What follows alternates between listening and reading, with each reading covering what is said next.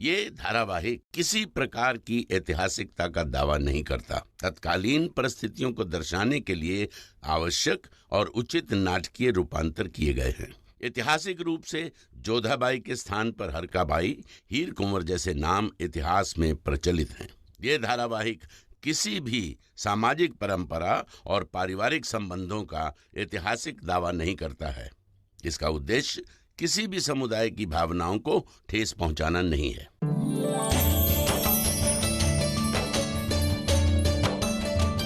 राजा भारमल आमेर पहुंच चुके थे और सुकन्या की शादी की तैयारियों में जुट चुके थे। हर राजघराने को न्योता भिजवाना था। वक्त कम था और काम बहुत करना था। एक बार फिर से देख लेना भारमल, कोई छूट तो नहीं गया। और हाँ, प्रताप के परिवार को न्योता भेजा है कि नहीं? माँ साहब तो भली भांति जानती हैं कि प्रताप ने हमारे साथ कैसा व्यवहार किया था, कितना अपमानित किया था हमें। माँ साहब वो हमसे और हमारे परिवार से घृणा करते हैं, शत्रु समझते हैं हमें अपना। ऐसे में निमंत्रण भेजने का तो प्रश्न ही नहीं उठता। परंतु संबंध तो है ना। तुम भूल रहे हो कि महाराजा उदय सिंह के परिवार से हमारे संबंध हैं। तुम्हारी छोटी माँ उसी परिवार से, वो आए ना आए उनकी इच्छा, पर हमें अपना कर्तव्य पूरा करना चाहिए। परंतु मासा ठीक कह रही है महाराज। भले ही प्रताप हमसे कोई संबंध न रखना चाहे, मगर जो संबंध है उसकी मर्यादा तो हमें रखना ही चाहिए ना। जलाल से जोधा के विवाह के बाद दोनों परिवारों के बीच दरार बढ़ रही थी। जहां राणा प्रताप ये दरार भरने को तैयार नहीं थे, वहीं दोनों परिवार की महिलाएं इस प्रयास में थीं कि दोनों राजवंशों के बीच फिर से सुलह हो जाए, शांति और संबंध दोनों बने रहें।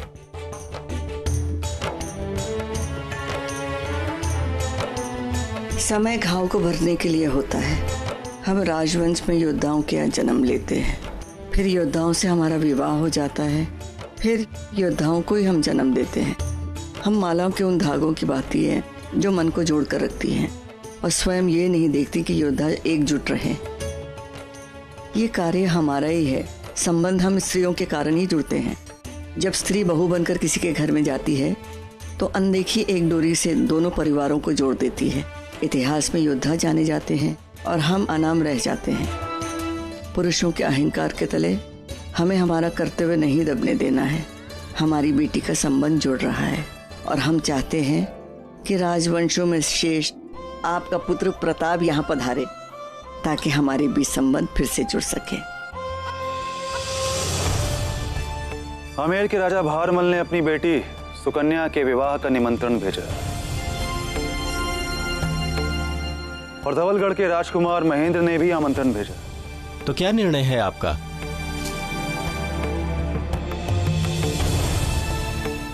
हम दुविधा में हैं। जलाल हमारा शत्रु है और उससे हाथ मिला लेने के कारण राजा भारमल से हमें घृणा। एक देशद्रोही के यहां पर जाना हमारे स्वाभिमान को चोट होगी, किंतु एक राजवंशी होने के नाते हमारी बहू, हमारी बेटियों को इज्जत देना, उन्हें आदर देना हमारे राजवंश की परंपरा रही। दुविधा तो बहुत बड़ी है प्रताप। एक ओर शत्रुता और स्वाभिमान, दूसरी ओर संबंध और कर्तव्य। और इस समय हमें संबंध और कर्तव्य का पलड़ा भारी दिख रहा है। तुम्हारे पिता का संबंध आमेर से है और एक राजवंशी पुत्री के विवाह में सम्मिलित होना तुम्हारा कर्तव्य है। हमें लगता है प्रताप कि तुम्हें यह आमंत्रण स्वीकार कर लेना चाहिए। ऐसा आप कह रहे हैं गुरुजी? हाँ, क्योंकि हमें सूचना है कि तुम्हारा घोर शत्रु मुगल बादशाह जलाल भी वहां पहुंच रहा है, जिससे तुम युद्ध करना चाहते हो। उसकी आंख से आंख तुम्हें अवश्य मिलानी चाहिए। हम उसे फूटी आंख भी नहीं देखना चाहते गुरुजी। प्रताप, युद्ध करने से पहले अपने शत्रु की शक्ति, उसकी नीति और चाल का अवलोकन करना, यही राजनीति है। ये तुम्हारे लिए एक अवसर है जलाल को ठीक से जानने का, उसकी शक्ति और चाल को समझने का। इतिहास वही लिखता है प्रताप जो अपने शत्रु की शक्ति को जानता हो। यूं समझ लो कि ये आमंत्रण तुम्हारे लिए एक राजनीतिक आवश्यकता है। ये जानने का अवसर है कि क्या तुम्हारी तलवार की धार इतनी सक्षम है जो जलाल की ढाल को भेद सके।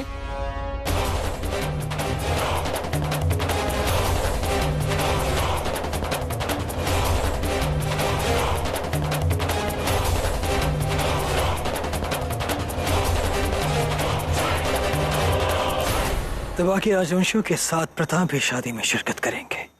बहुत खूब, तुम जा सकते हो। आमेर जाने की मुकम्मल तैयारियां की जाए। हम अपने दुश्मन से रूबरू होने को बेकरार हैं। गुरुजी से विचार विमर्श करने के पश्चात हमने निर्णय लिया है कि हम आमेर जाएंगे। उनसे मित्रता का संबंध निभाने के लिए नहीं, बल्कि जलाल से आने वाली शत्रुता के संबंध को परखने के लिए।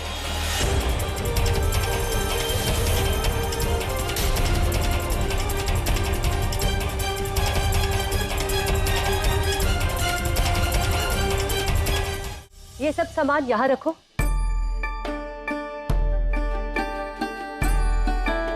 गुलबदन बेगम, कोई कमी नहीं रहनी चाहिए। ये तोहफे मुगल सल्तनत की ओर से जा रहे हैं। बिल्कुल भाभी जान, हमारी पूरी नजर है तैयारियों पर। जीजी अंगा, जो जो सामान हमने कहा था वो सारा यहाँ पर मौजूद है ना? जी मलिका आजम, काबुल के नायाब जेवरात, ढाका की मलमल और बाकी तमाम तोहफे मौजूद है यहाँ पर। वो जेवरात की थाल मलिका को दिखाओ। मलिका आजम, ठीक है। जोधा बेगम आपसे मिलना चाहती है। तो उसमें पूछना क्या, उन्हें इंतजार मत कराओ, ले आओ उन्हें।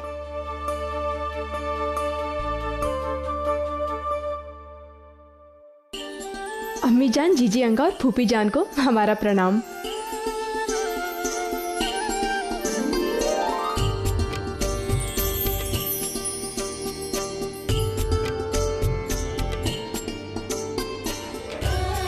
अम्मी जान, ये सब सुकन्या की शादी के तोहफे हैं।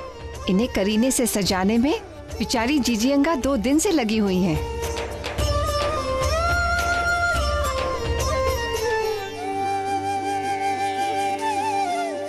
ये क्या जोधा बेगम? हमें समझ नहीं आ रहा है कि हम आपको क्या कहें। हमारी बहन के लिए इतना सब कुछ। ये क्या सवाल है? तुम हमारी बेटी पहले हो और बहू बाद में।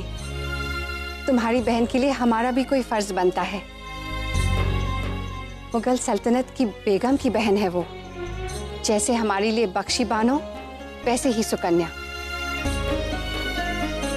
अम्मी जान, आपकी इस भेंट से कई अधिक मूल्यवान आपका स्नेह और आपकी भावनाएं हैं हमारे लिए। आमिर आपकी इस भेंट को सदैव स्मरण रखेगा। सच में ये हमारे लिए बहुत बड़ा सम्मान है। ये तोहफे हमारे लिए फर्ज भी है और सुकन्या का हक भी, समझी? और बात बात पे तुम्हारी आंखों में आंसू देखना हमें पसंद नहीं, चाहे वो खुशी के क्यों ना हो।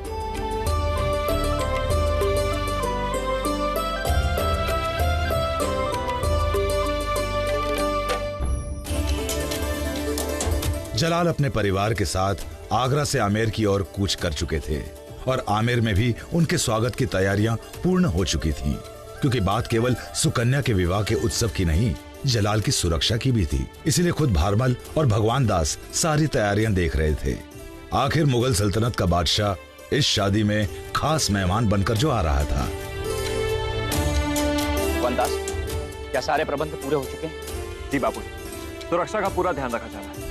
आपको चिंतित होने की कोई आवश्यकता नहीं।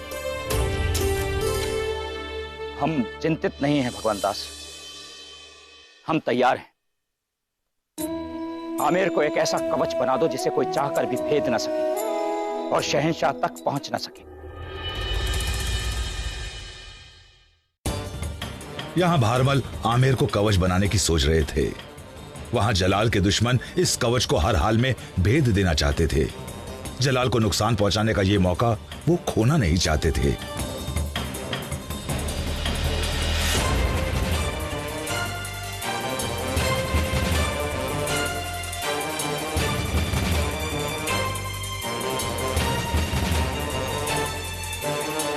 ऐसा अवसर फिर दोबारा नहीं मिलेगा। सूचना यह है कि जलाल अपने पूरे परिवार के साथ यहाँ पर आ रहा है। विवाह में सम्मिलित होने के लिए आ रहा है तो सेनाओं को अपने साथ लेकर तो आएगा नहीं। ऐसे में जलाल को हम बहुत आसानी से समाप्त कर सकते हैं और हम बिना किसी कठिनाई के उसका वध कर सकते हैं। एक बार अगर ऐसा हो गया तो राजवंशी ध्वज को चुनौती देने की शक्ति मुगल सेना में नहीं रहेगी। हम इस योजना का समर्थन करते हैं। हम भी करते हैं। इस बारे में आपका मत क्या है कुंवर? ठीक कह रहे हैं। उत्तम समय, परंतु कायरों के लिए, वीरों के लिए नहीं। तो आपका मत है कि इस अवसर को हाथ से जाने दें? अवसर की प्रतीक्षा कायर करते हैं और पीछे से वार गीदड़, सिंह नहीं। सिंह हमेशा सामने से वार करते हैं, गरज कर, विजयनाद के साथ। जलाल यहां पर युद्ध करने नहीं आ रहा, इसके साथ उसके परिवार की महिलाएं भी होंगी। और यूं इस तरह पीछे से वार करना ना ही हमारा राष्ट्र धर्म है, ना ही राजवंशियों की मर्यादा। हम राजवंशी सामने से वार करके अपना सिर कटाना श्रेष्ठ समझते हैं। हम पीछे से वार करके अपने कुल की गरिमा को कलंकित करना नहीं चाहते। तो इसका अर्थ है हम जलाल का सामना ना करें? हम सामना भी करेंगे और प्रहार भी, किंतु तब जब जलाल हमारे सामने युद्ध भूमि में होगा। इस वक्त हम ऐसा कुछ भी करना नहीं चाहते जिससे हमारे कुल की गरिमा कलंकित हो। हम विवाह में सम्मिलित होंगे सिर्फ अपने परिवार वालों की खुशी के लिए, उनकी इच्छा के लिए, उनके मान सम्मान के लिए।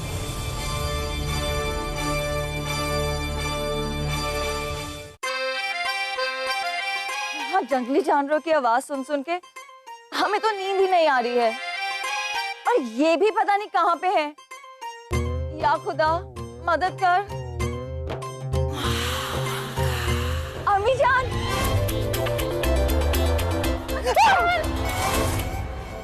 जाविदा, आप खुदा का भेजा हुआ हमारे लिए फरिश्ता है क्या? हाँ, हमें अकेले में बहुत डर लग रहा है। आप रहिए ना हमारे साथ अम्मी जान।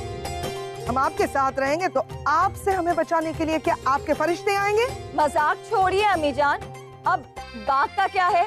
जब वो शहंशाह जैसे जंगबाज इंसान को जख्मी कर सकता है तो वो हमें तो कच्चा ही चबा जाएगा। आपको चबाकर खाने से उनका हाजमा बिगड़ सकता है, कुछ नहीं होगा। अम्मी जान, आपको हमारी सेवइयों का वास्ता। कसम खाते हैं आज से और अभी से हमने सेवइयां खाना छोड़ दिया है। इंसानियत का वास्ता। पैदाइशी हमें इंसानियत नहीं है जाविदा। अगर बाघ हमें खा जाता है तो आप कितना कुछ गवा देंगी। सुने तो क्या क्या गवा देंगे हम। अब जरा आप सोचिए, अगर हम जिंदा रहे तो कल को हमारे बच्चे होंगे जो आपके पोते होंगे, फिर वो बड़े होंगे, आपके साथ शरारतें करेंगे, आप उन्हें खिलाएंगी, नहलाएंगी, उन्हें लोरियां सुनाएंगी। तो जरा सोच लीजिए, एक बाघ की वजह से आपके सारे ख्वाब टूट सकते हैं। लेकिन आपने कभी ये सोचा है कि बाघ अगर आपके बजाय हमें खा गया तो हमारे तो सपने वैसे ही टूट जाते। अम्मी जान, बाघ नहीं आएगा। हमने सुना है बाघ वहाँ नहीं आते जहाँ पे आग हो। आप हमें आग कह रही हैं? ओहो, हम वो नहीं कह रहे हैं। देखिए, हम तो उस मशाल की बात कर रहे हैं जो आपके पीछे है। हम वहाँ जाके मशाल लेके आते हैं और आपकी और हमारी दोनों की हिफाजत करेंगे। आप रुकिए यहाँ। ये देखिए अम्मी जान। अम्मी जान कहाँ गई? हम यहाँ थे फिर भी अम्मी जान भी ना खामखा डरती हैं।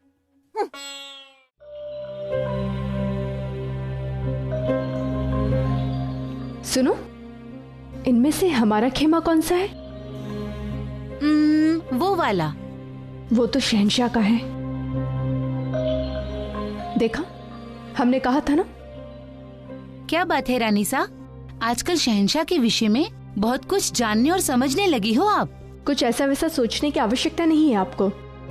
सीधी सी बात है, जिस खेमे के सामने इतने सारे सैनिक खड़े होंगे वही शहंशाह का खेमा होगा ना।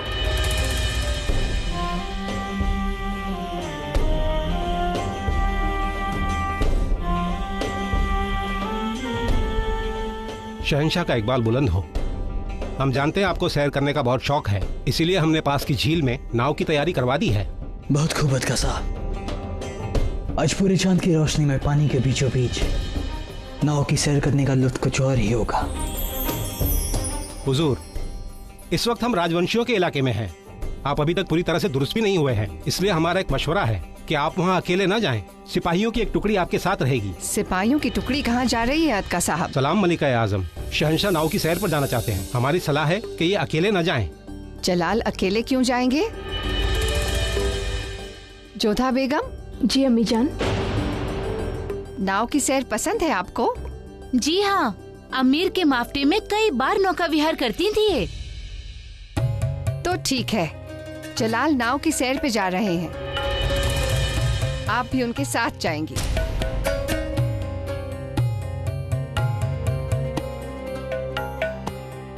हम भी अदका साहब को यही कहने वाले थे अम्मी जान। जी हम जाकर तैयारियां करते हैं। नहीं, तुम हमारे साथ रहोगी।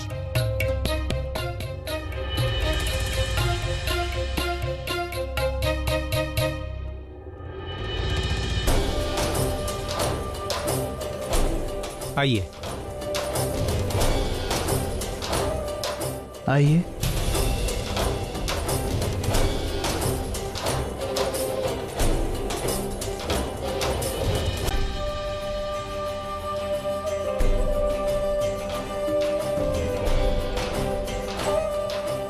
कितनी विचित्र बातों में आनंद आता है इन्हें। इतनी रात्रि हो गई है और इन्हें नौका विहार करना है। कुछ कहा आपने जोधा बेगम? कहा तो भी क्या, अपनी हट के आगे आपको किसी की बात सुनाई भी कहाँ देती है।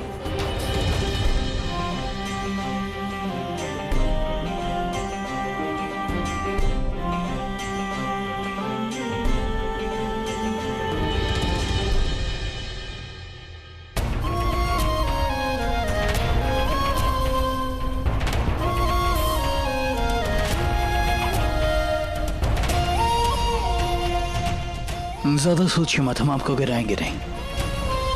हमारी मदद के बगैर आप अंदर नहीं आ पाएंगे, फिसल के गिर जाएंगे। आइए।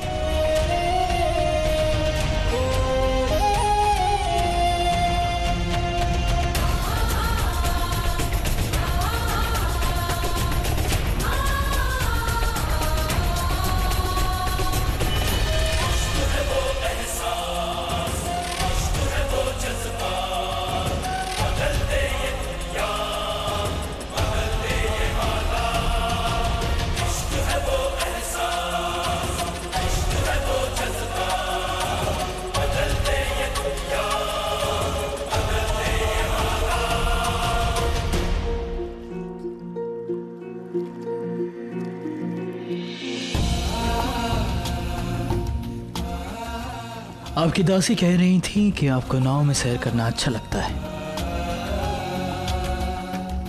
आनंद मिलता है या दंड, ये किसके साथ है उस पर निर्भर करता है। आपसे तो बहस ही नहीं की जा सकती है। यही तो समस्या है शहंशाह, आप बातें नहीं केवल विवाद करना जानते हैं।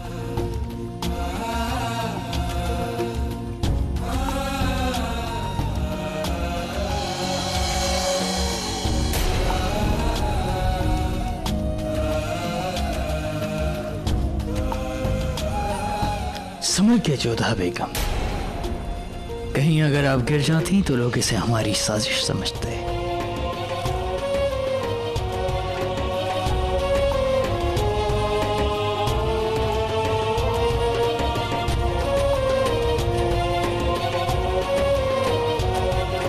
आप शांति से बैठे रहिए।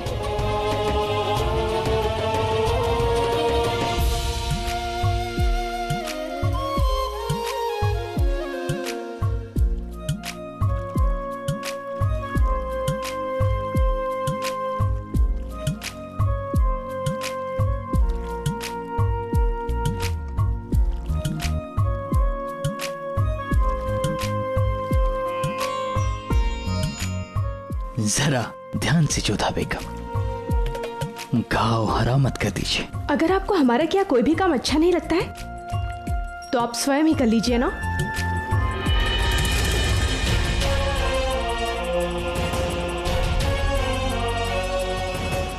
याद रखिएगा कि एक बार फिर से हमने आपकी जान बचाई। बैठ जाइए।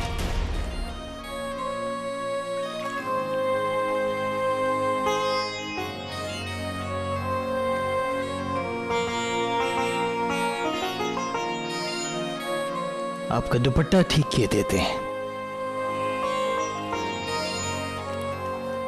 वरना लोग समझेंगे कि हमने आपके साथ शरारत कर दी।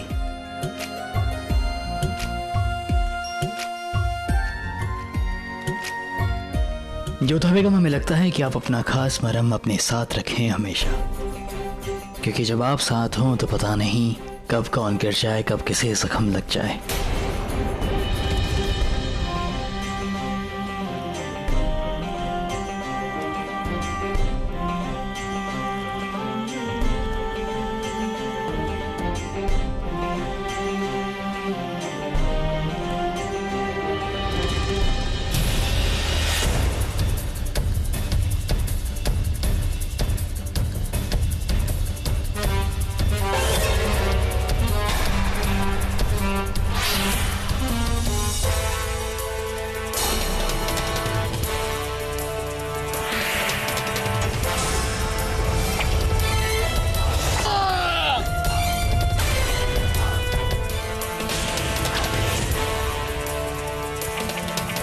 होशियार जोधा बेगम।